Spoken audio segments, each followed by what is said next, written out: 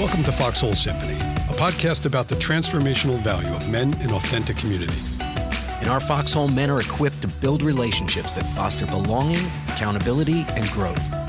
Stop believing the lie that you can thrive in isolation and instead join us on the journey from broken to whole. Hello everyone, they call me the Maestro, and we are back in the Foxhole where we actively pursue belonging, accountability, and growth through authentic relationships. No masks, no agendas, just iron sharpening iron.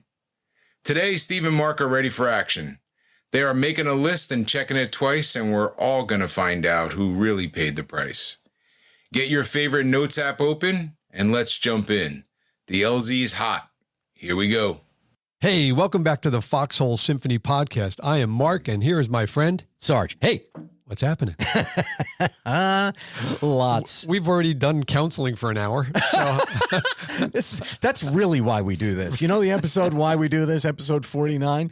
We're going to go back, scratch that. The real reason we do it is because we are so needy and screwed up that we have the opportunity to jump in the foxhole and counsel each other. Just and talk. Yeah. Yeah. It's just our talking space. This is one of the beauties of having a foxhole with you, being part of that, and so true. And the joy of really doing it. And I have no boundaries.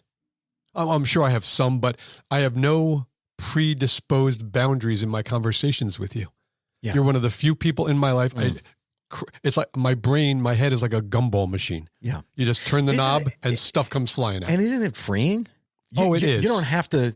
There's no concern, no filters, no. Am I allowed to say this? Should I not say that? What's the repercussions of this? Self-preservation, self-protection, guilt, shame, whatever. None of it. Yeah. I'm the same. Yeah, same. And I do want you to see me a certain way, but you've seen me every way. Yes. So it's like, I'm yeah, baby. It makes me laugh. No, you've seen me on the mountaintops and in the valleys. Yeah, amen. What was the quote I gave you this morning? We experience God on the mountaintops. Yes. But come to know him in the valleys.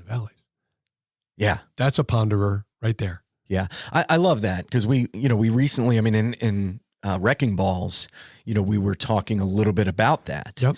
And, how I hadn't thought of it in those terms, differently. It was, we experience God both on the mountaintops, but especially in the valleys was how I thought of it. Right.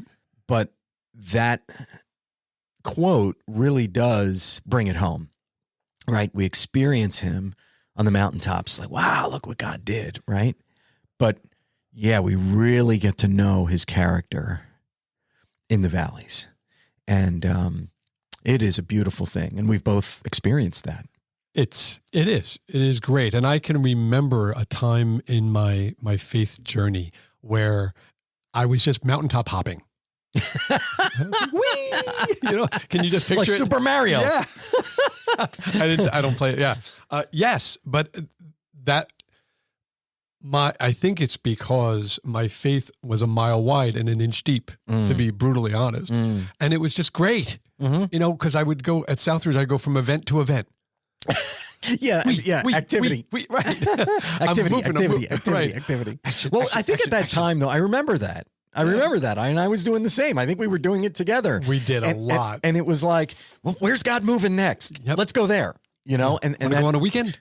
And why was that? Because experiencing him on those mountaintops just became like addictive. Right. It's like, I want more of that. And which is not, a bad thing. One of the first I've told this story and this, but one of the first Bible studies I ever did, and this is now probably 17, 18 years ago, was Henry Blackaby's Experiencing God. Right. Were we in that together?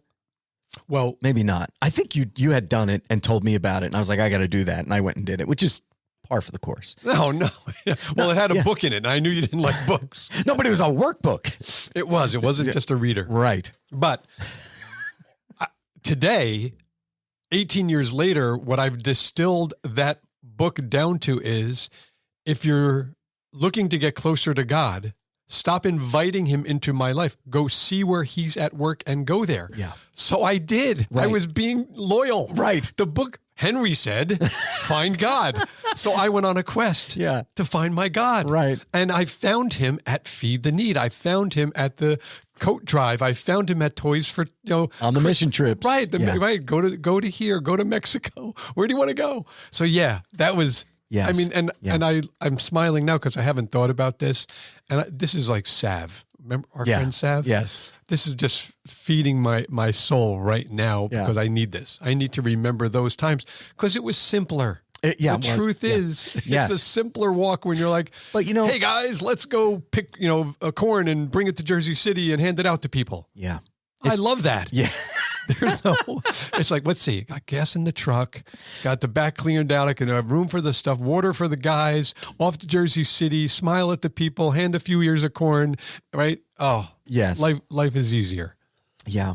And this journey is. And yet it does get complex, and, going through the transformation, this process of transformation, this journey of transformation, right? This life journey. And the valleys are such an important part of that. It reminds me, literally this morning, I was reading a post by our dear friend Bud Jackson, and who's facing some health concerns, and I'm reading the post, and I was like, oh my gosh, it's like he's in my head and heart. It was just so beautiful. And can I read you just a piece of it? Of course.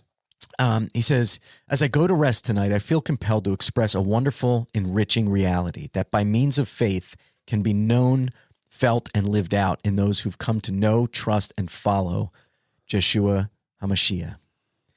And he goes on and he says, God has proven himself faithful to us time and time again through thick and thin, in failures and in victories, in good times and in bad, when we faced medical crises with our children and personally, protecting us, providing for us, never in excess, but he's met our felt needs day by day. And he goes on about this, as Bud does so beautifully. I mean, he's an incredible writer. But he says this: we learned of him theologically and have come to know him relationally. We've come to understand just how well he knows us. It's a beautiful and truly wonderful thing to have the kind of relationship with the divine King of Kings and Lord of Lords that allows us to enter boldly into his presence and know with absolute confidence that we can be completely transparent with one who knows us, knows our future, will never renege in any way on his promises, and will remain faithful because he cannot deny himself. So, I mean, it's just so amazing. And he goes on to talk about something that we've talked about recently, and even in our Victorious Together group, that he says, I have all that I need as he's facing uncertainty in some situations. And he says, I'm at peace. I have all that I need. I sleep tonight with so many unanswered questions and not a few very scary possibilities, but I have absolute peace, right? Because he's the shepherd and I'm the sheep. He knows, and I have all that I need. And so, but I just felt like that, what he wrote was such a beautiful summary of what you're talking about. That this journey through the mountaintops and the valleys, experiencing him and getting to know him and he us, and this sort of beautiful choreographed dance of a relationship, this love story with Jesus. Wow. I wasn't ready for that. There's so many nuggets in there. First of all, I don't mean to be silly, but I've never heard the word after Yeshua. It sounds like something I would get at a Mediterranean restaurant. Right, or Japanese. Yeah, like Baba Ganoush and Mahushima. Right? So I'm sorry. That grabbed me. But we learned of him theologically, but came to know him relationally. Holy cow. Yes. It's my life. It's our lives. It's the gospel. It's the gospel. Wow. And so I say all that to say, like, yes, it's so complex and yet so simple. And it's a simple faith. And I love how he says Bud talks about by means of faith. In other words, it's not our faith Right. There it is. that does it. It's just through faith Right. that all of that comes to be, right? And he chose his words very carefully. I know Bud, and he does that, and he wordsmiths so beautifully. He's very careful in that way, and it's very meaningful in that way. Well, I know why those words sang to your heart, because Bud just gave you permission to embrace your sheepness. Yep, Right. my sheepitude. Right. That really, we talked about it a couple of episodes. And yeah, and I responded. I said, "Oh my gosh!" Right. Like, not only am I in prayer with you and Mandy, but man, am I right there with you? Like, my heart. That's exactly where my heart is and has been for the last, weeks, months. Right. This journey over this year, really. And Psalm 23, as I've said, the last few recordings, like it's just taken new meaning. It's taken root in my heart to be able to rest in knowing that he is the shepherd. He's our protector, our provider, and I have all that I need. So, in the midst of uncertainty, and our Victorious Together group, right? We met Thursday night, and Yep. it's amazing what God has done, how he's brought us together at this time. And all five of us sit there facing Storms. storms Wrecking balls. and battles and massive amounts of uncertainty in our lives Yep. in one form, shape, or another. Right. And it's no coincidence. It's no coincidence. No. So, I believe that. so what do you do? What do you do? You have a battle plan. You make a plan. Because that's what we do. We're planners, right? Right. But it's the battle plan is so practical and yet so spiritual and biblical, because I think our patience, our waiting on the Lord to move is not a hunker down, dig a hole, climb into it and wait, right? There's certainly an aspect of being still, but it's an active waiting. It's an active patience. And so, as we join God at work, as we wrestle, as we, make decisions and make a plan. And I think, these battle plans, there is all kinds of content out there on battle plans. And, Sure. and we haven't really done it. We haven't, truth be told, we haven't really done it, but there's, I'm thinking of We live it. Yes. Right. Yes. Interesting. As planning. Like we as haven't taken the class, Correct. but Right. they're out there. Right. The classes and the workshops are out there. I've got to grab a couple of things you said that are so great. First of all, you said the word simple faith. It's a simple faith. It's a complex world. Amen. Okay. So it's a simple faith, complex world. We had either an episode in the first 50 or a conversation about simple, not easy. Yes. Right. And that's what we live. Mm-hmm. I'm not trying to over Yeah. complexify. No. Well, the I'm not trying to make things harder in my life. Yeah. I need a simple faith. I need to know he's got it Yeah. and not me. Yep. Because I go through a lot of my days waking up going, I got this. Yeah. And it's a lie. Yeah. It's a lie. Mm-hmm. And I usually don't lie. Right. But there I am Right. starting my day thinking, what did I tell you what I do? I wake up. Okay. This morning I had a chance to do my devotional in half sleep, and it was perfect because my brain hadn't clicked onto my list yet. Mm-hmm. Right. I wasn't going, oh, there's 13 things to do at once. Mm-hmm. In any case, I wanted to grab onto that. I also wanted to say that we are actually going to talk about battle plans. It's actually what we agreed to talk about this morning, but I've got a Marked Men Phase 1 Experience weekend coming up. A week from now, I'll be there. And it is a time that we are used to the enemy being very active. Mm-hmm. Not that he's quiet any day, but generally he tends to try to get our attention and distract me and turn me. He knows my weaknesses. He knows my sins, and they are more prevalent now. I do 2 of these a year, really, tops. And the 2 or 3 weeks leading up to these weekends are just a slog, a season of fighting and anxiety and stress and pain, and it's happening. I'm in it. Yeah. So a battle plan would be really appropriate. Right. So what's the purpose of a battle plan? Why do you need one? I mean, if you could sum all that up, Yeah. like why would somebody and when would somebody need a battle plan? For me, if I don't have a goal, I'll never get there. Okay. So I need the battle plan to say, Yeah.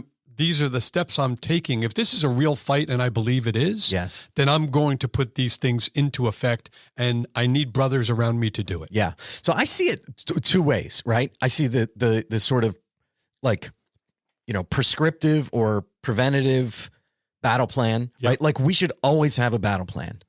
We should always have a battle plan so that when the battle comes, we're standing on solid ground, right? There's just the battle plan we have for life in the midst of the complexity. Then there's, okay, the crap has hit the fan and I need a battle plan for this. Right. For this particular battle, right? So like, or maybe it's a war plan and then a battle plan, right? Sure. There's the overarching strategy. Yes. And I think, and I wasn't really prepared for that question, but now that I've had 30 seconds, I'm thinking that having the plan allows me to go on the offensive. Yes, it brings the fight to our enemy. And for me, that is so huge psychologically because I need that. Yeah. I'm not a good counterpuncher. Yes, right. I'm not. No, me either. So that's why it works for me. And I find it difficult to go on the offensive because I lead with my heart. Yeah. I lead with my heart. So I'm emotional. These are the things, like it's very hard for me to get there. Which is why I need people in my foxhole who are saying, hey, okay, take all the emotion out of that right now and focus. And that's what it starts with, by defining the battle. Right. And I need to say this. You know how much I have studied military history and war strategy and things like that. It's just fun for me. Yep. Done it through the course of several campaigns in history.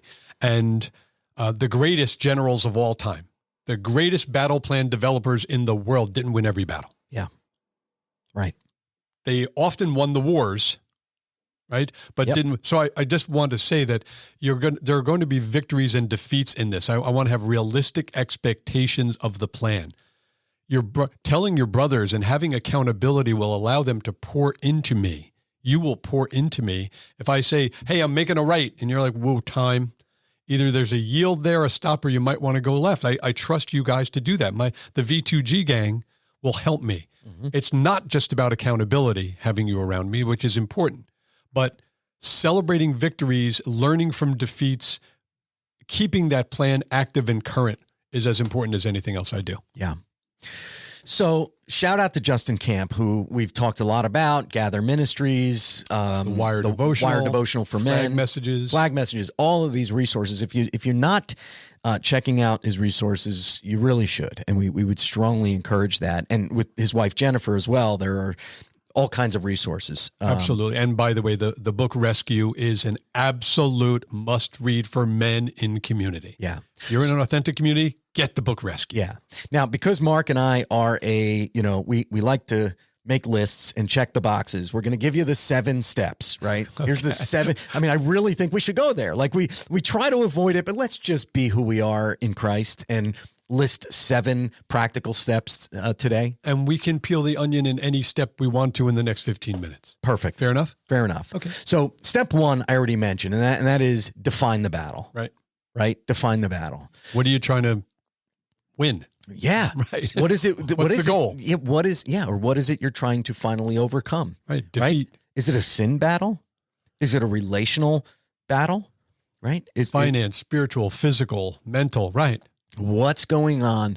Define it. And by the way, it's probably one of each of those. You could distill your list down to where, you can say, right. So what you're saying is there could be like 12 different battles? Right. Well, pick one. Right. I think picking one is really key. Pick one. You know what, and men, you know what it is. And Justin would say it's absolutely critical to, as you're creating your battle plan, to write it out, to be specific, to be explicit, and, resist the temptation to put it off, do it later. It's not that important, whatever it is. Those are lies. Yeah. So make it explicit, specific, practical, write it out. So define the battle. What is the problem you'd like to finally overcome? Yep. One down. One down. Step 2, define victory. So what does victory look like? I love that. Bro, that is like, man, that just like washes over me and scares the daylights out of me. Right.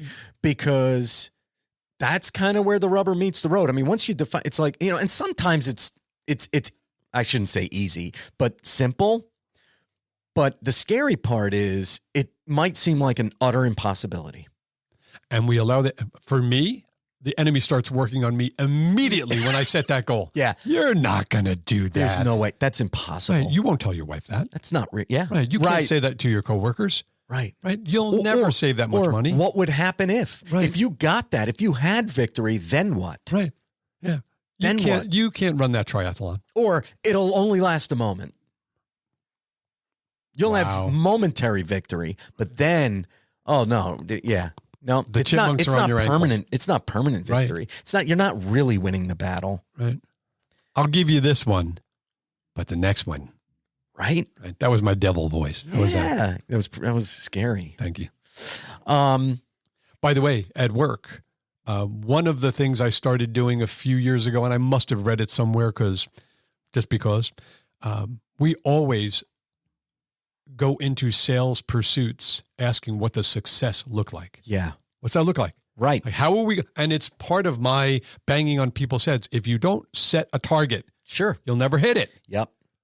Yeah. And I don't do well without targets. Right. I'm like, what am I working towards? It's got to be something.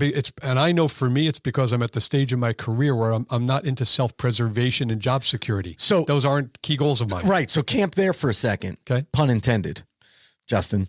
Sorry. Terrible. Bad dad joke. I've been in this series of bad dad jokes.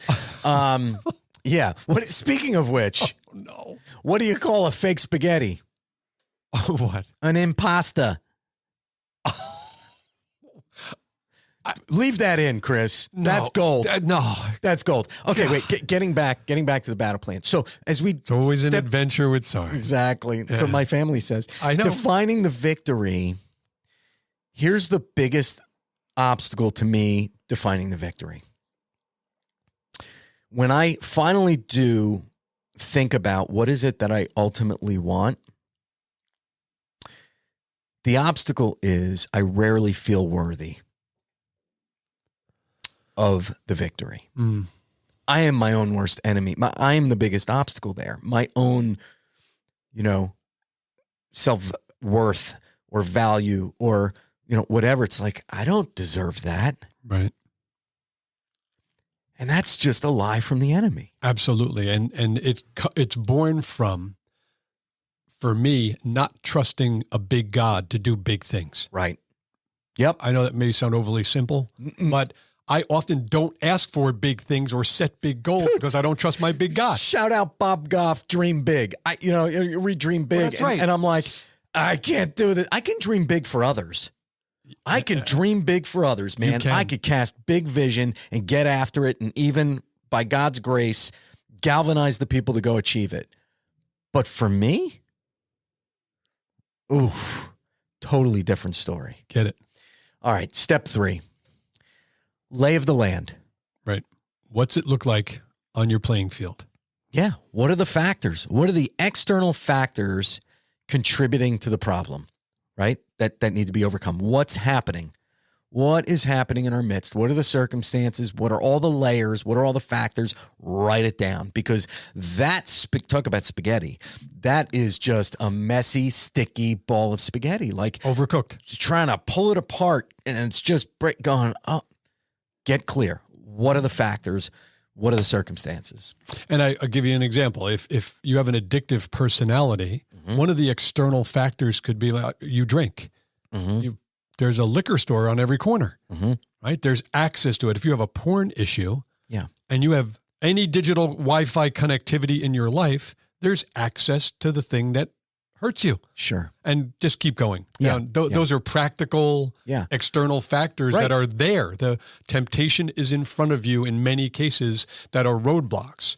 But the key is, for me, don't let that pothole, we talk foxholes, but this journey we're on has a road full of roadblocks and yield signs and stop signs. And a lot of them are just born from fear from the enemy. Yeah.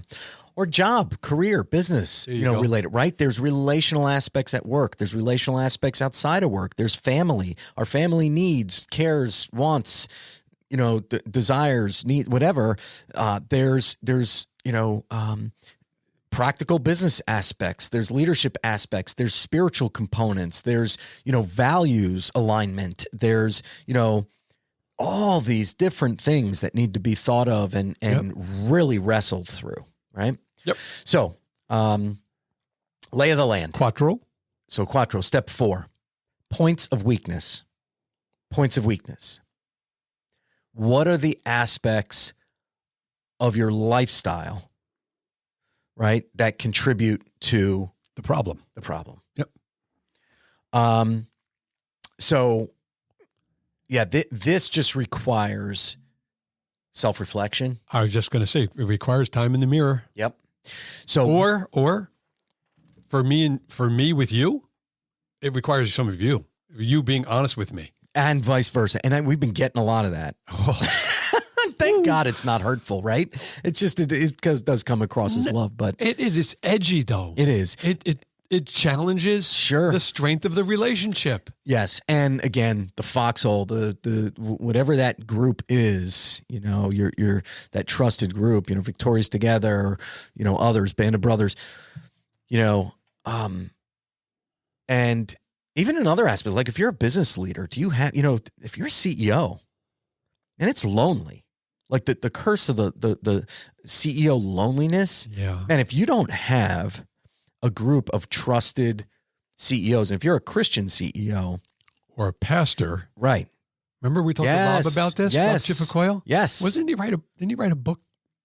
Well, so not so much related to that. I mean, but he was talking about the aspects. I mean, that's what we talked about, was the aspects of loneliness at the top, whether it be in church leadership, business leadership, wherever it may be, right? The things that are taboo, you can't talk about because you look, weak, or you can't lead in that, right?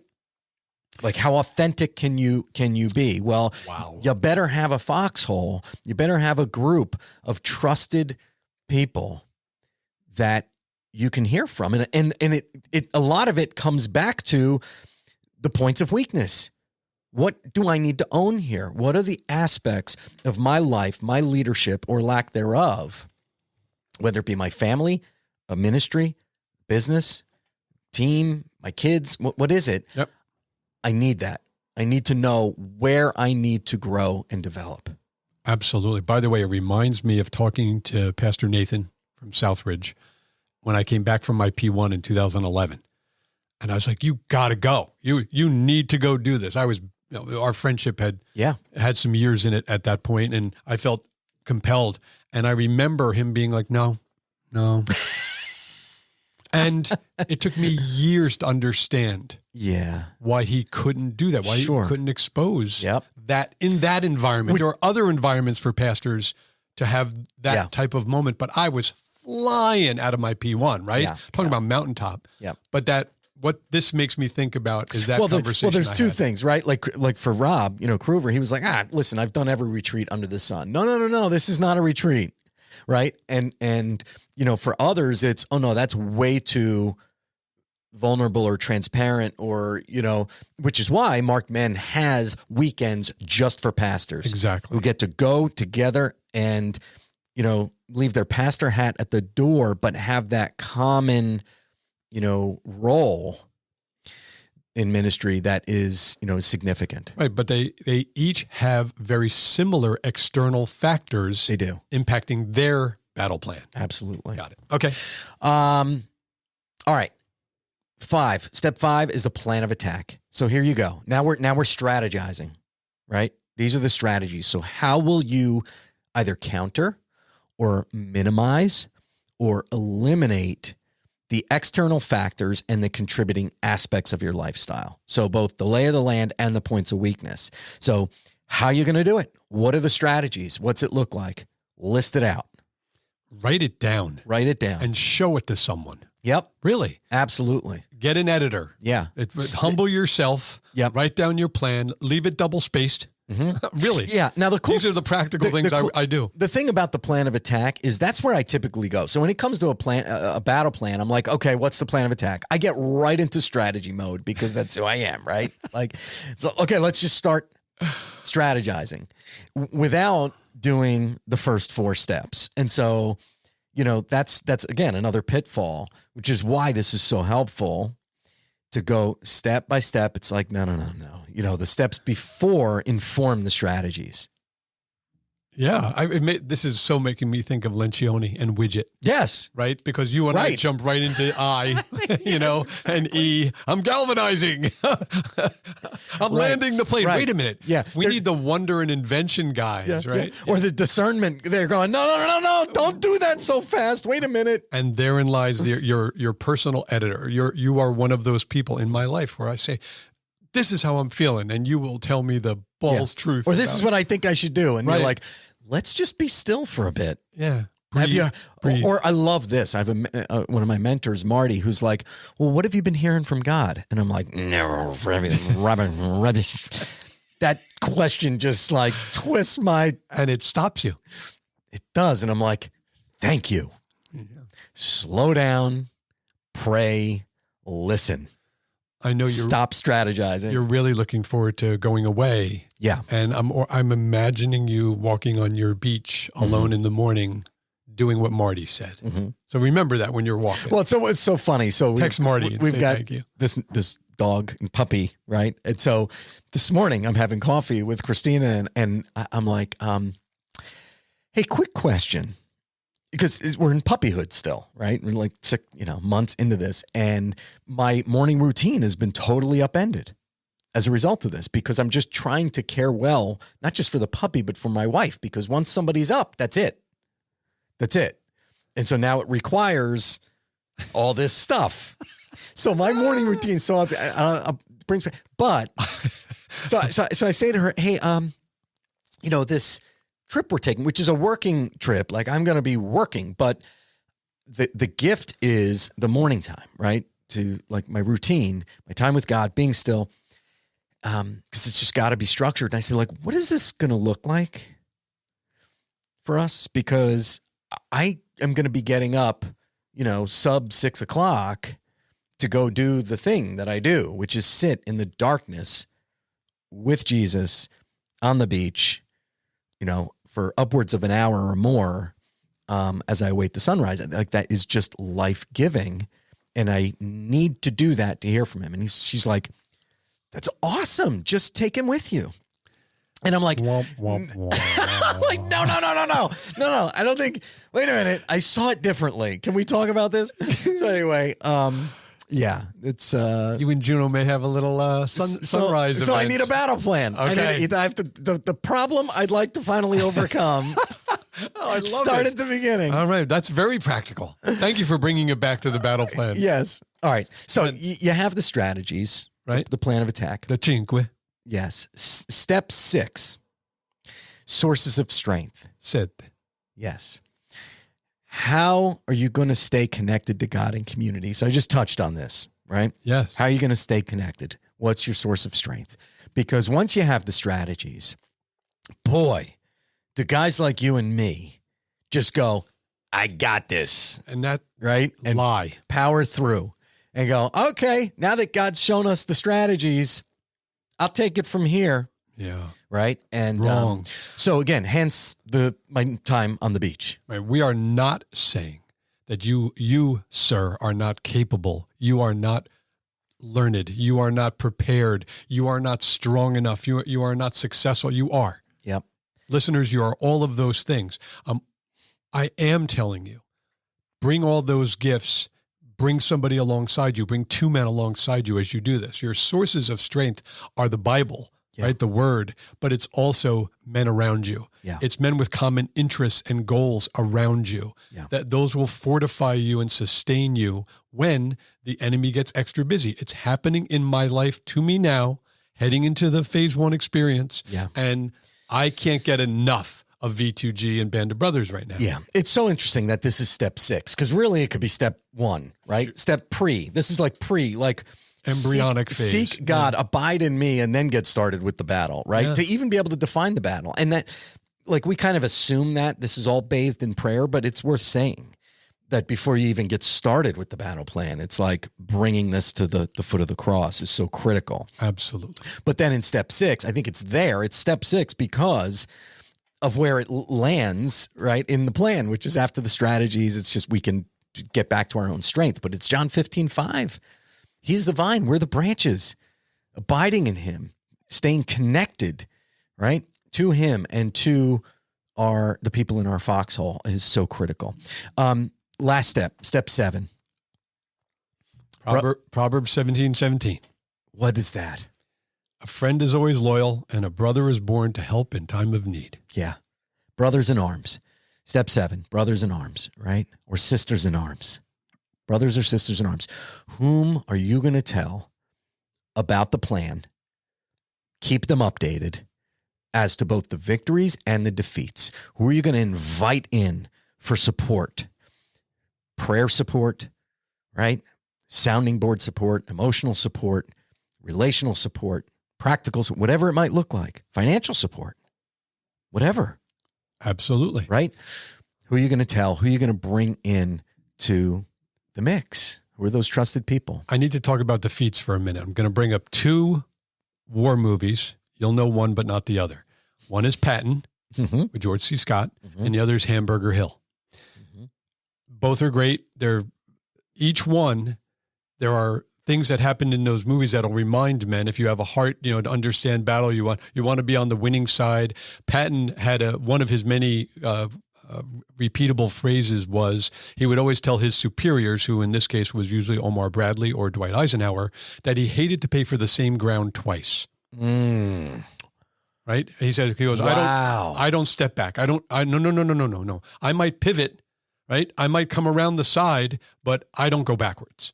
I'm not paying for my men aren't going to die again for this ground. Wow. 1. Number 2, in Hamburger Hill, it was called that because of the meat grinder. These guys were fighting in the Vietnam War, and they were told, you have to get to the top of this hill. This group gets to the top of that hill. And they spent the next month, every morning, waking up and getting their asses kicked, going up this hill. And they called it Hamburger Hill because of what was left after that was over. But they kept trying to pay for that ground. And I'm here to tell you those analogies I'm bringing to you is if you're surrounding yourself with people you trust, brothers and sisters in arms, and talking about your defeats in the faith journey, you will have the same battle over and over and over.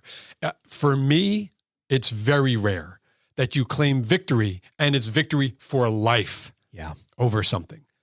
It just comes back around. Life circumstances, the complex world we're talking about makes things happen. So I'm just saying practically, be prepared. There are some victories you will celebrate that in some time after that, 2 months later, you'll be talking to the same brother about, can you believe I'm back here? Recidivism in an addictive personality and other things like that make you pay for the same ground again. That said, it doesn't have to be that way. No, it doesn't. But it doesn't. It is in my life often. Yeah. It often happens. I mean, we see victories.